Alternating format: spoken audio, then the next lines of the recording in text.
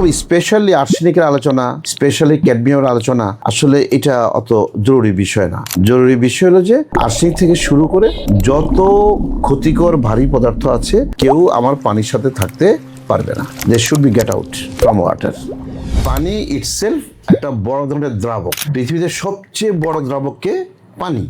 সে মাটির যা আছে এগুলো দ্রবীভূত করে করে সে ওয়াটারের যে কোনো একটা স্তরে যে জমা হয়।